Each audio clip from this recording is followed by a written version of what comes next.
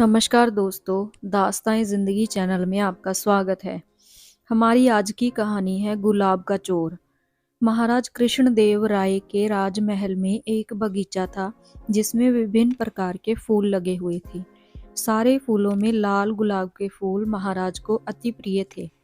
इसलिए माली को उन्होंने उन फूलों का विशेष ध्यान रखने का निर्देश दिया था। जब महाराज बगीचे में भ्रमण करने आते तो लाल गुलाब के फूलों को देख प्रसन्न हो जाते। एक दिन जब वे बगीचे में भ्रमण करने के लिए आए तो पाया कि पौधों में लगे लाल गुलाब के फूलों की संख्या कुछ कम है। गुलाबों के कम होने का क्रम कई दिनों तक चलता रहा। ऐसे में उन्हें संदेह हुआ कि अवश्य कोई लाल गुलाब के फूलों की चोरी कर रहा है। उन्होंने बगीचे में पहरेदार लगवा दिए और उन्हें आदेश दिया कि जो भी लाल गुलाब का फूल तोड़ते हुए दिखे उसे तत्काल बंदी बनाकर उनके समक्ष प्रस्तुत किया जाए। पहरेदार सतर्कता से बगीचे की निगरानी करने लगे। उनकी निगरानी रंग लाई और एक दिन चोर उनके हाथ लग गया। यह चोर और कोई नहीं बल्कि तेनालीराम का पुत्र था। जब यह बात तेनालीराम के घर पहुंची तो उसकी पत्नी बहुत चिंतित हुई और तेनालीराम से मिन्नतें करने लगी कि किसी भी तरह उसके पुत्र को छुड़वा कर लाइए। तेनालीराम अविलंब राजमहल के बगीचे की ओर चल पड़ा ताकि महाराज के सम्मुख प्रस्तुत करने के पूर्व वह अपने पुत्र से मिल सके। रास्ते भर वह उसे बचाने का उपाय सोचता रहा। जब वह राजमहल के बगीचे में पहुंचा तो देखा कि पहरेदार उसके पुत्र को महाराज के सम्मुख प्रस्तुत करने की तैयारी में है।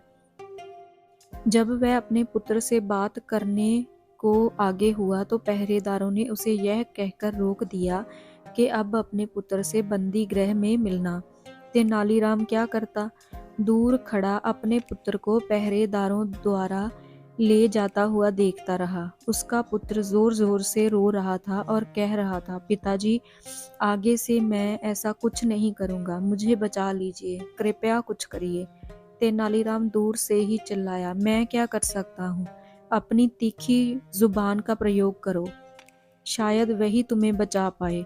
पुत्र सोचने लगा कि ये पिताजी क्या कह गए, इसका क्या कोई अर्थ था? वह सोचने लगा और कुछ देर में उसे पिता द्वारा कही बात का अर्थ समझ में आ गया। उसका अर्थ था कि तीखी जुबान का प्रयोग कर गुलाब के फूलों को खा लो। उसने ऐसा ही किया और रास्ते भर गुलाब के फूलों को खाता रहा। पहरेदार महाराज के सामने पहुंचे तब तक वह सारे गुलाब खा चुका था। पहरेदार महाराज से बोले, महाराज, ये बालक ही लाल गुलाब के फूलों की चोरी करता है। हमने इसे रंगे हाथ पकड़ा है। लज्जा नहीं आती? इतनी छोटी उम्र में चोरी करते हो, बड़े होकर क्या करोगे? महाराज ने क्रोधित होकर बोला। तेनालीराम का पुत्र बोला, मैंने कोई चोरी नहीं की महाराज, मैं तो इस बगीचे से जा रहा था और आपके पहरेदारों ने मुझे पकड़ लिया। कदाचित इनका ध्येय आपकी प्रशंसा का पात्र बनना है, किंतु महाराज, इसमें मुझ निर्दोष को सजा क्यों? अगर मैंने गुलाब चुराए होते तो मेरे पास गुलाब भी होते, लेकिन देखिए मेरे हाथ खाली हैं।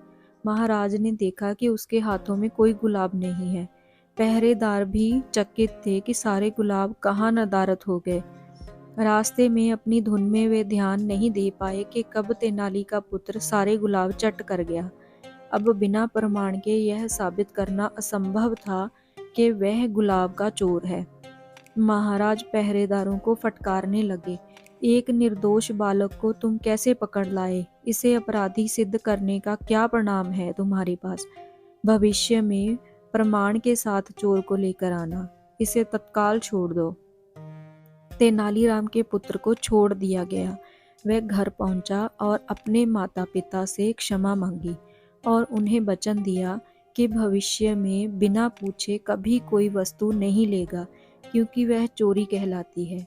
तेनालीराम ने उसे क्षमा कर दिया। ऐसी और कहानियाँ देखने और सुनने के लिए प्लीज़ चैनल को लाइक करें, सब्सक्राइब करें और शेयर करें। Thanks for watching.